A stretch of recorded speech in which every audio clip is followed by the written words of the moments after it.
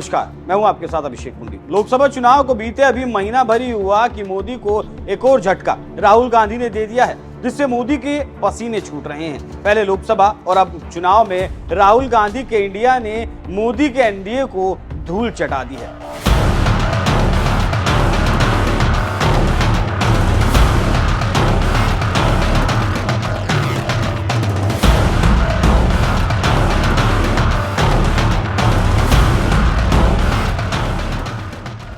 लोकसभा चुनाव के बाद मोदी को एक बार फिर राहुल गांधी झटका देने के तैयार हैं और ये झटका उपचुनाव में दिया गया है। जी हां, देश भर के 7 राज्यों की 13 विधानसभा सीटों पर हुए उपचुनाव के नतीजे सामने आने लगे हैं और शुरुआती रुझान ये बता रहे हैं कि मामला मोदी जी के लिए बहुत ज्यादा कठिन होने वाला है। जानकारी देते चलें कि तमिलनाडु की विक्रवंडी विधानसभा सीट, उत्तराखंड की बद्रीनाथ सीट, बिहार की रुपोली, पश्चिम बंगाल की रायगंज, राणाघाट दक्षिण, बागदा और मानीकतला, मध्य प्रदेश में अमरवाड़ा, पंजाब में जालंधर पश्चिम और हिमाचल प्रदेश में देहरा, हमीरपुर और नालागढ़ शामिल हैं। इन सीटों पर 5 राउंड की गिनती के बाद इंडिया गठबंधन बढ़त बनाए हुए है और एनडीए की स्थिति काफी खराब है। ऐसे में इस उपचुनाव में मोदी की एक बार फिर फजीहत हो रही है। खबरों की माने तो 13 विधानसभा सीटों में से कांग्रेस 5 पर आगे चल रही है, टीएमसी 4 सीटों पर आगे चल रही है, बीजेपी, डीएमके, आम आदमी पार्टी और जेडीयू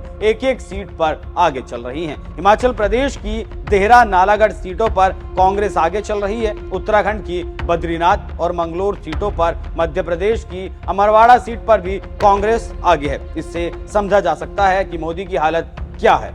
इसके साथ ही साथ पश्चिम बंगाल की रायगंज, राणाघाट दक्षिण, बागदा और मानीकतला सीटों पर टीएमसी आगे चल रही है। पंजाब की जालंधर पश्चिम सीट पर आम आदमी पार्टी आगे चल रही है। बिहार की रुपोली सीट पर जेडीयू आगे चल रही है। हिमाचल प्रदेश की हमीरपुर सीट पर भाजपा आगे है। तमिलनाडु की विक्रवंडी सीट पर डीएमके आगे चल रही है। इससे आप समझ सकते हैं कि क्या हुआ है और क्यों बीजेपी को एक बड़ा झटका लगा है और फिर मोदी को परेशानी इससे उठानी पड़ सकती है। लेकिन कहा ऐसा जा सकता है कि ये अभी शुरुआती रुझान है, लेकिन 6 राउंड की मतगणना को कमोबेश कहा जा सकता है कि लगभग एक तरह से लीड लेने वाले कैंडिडेट की जीत हो सकती है, क्योंकि विधानसभा में छोटा चंक होता है, जो लीड लेता है अंत तक उसकी लीड बनी रहती है, जबकि लोकसभा चुनाव में बड़े एरिया में मतदान होता है और कम से कम 5 विधानसभा से एक लोकसभा क्षेत्र बनता है। कहीं कहीं ये आंकड़ा 10 तक भी पहुंच जाता है, तो उसकी मार्जिन और विधानसभा की मार्जिन में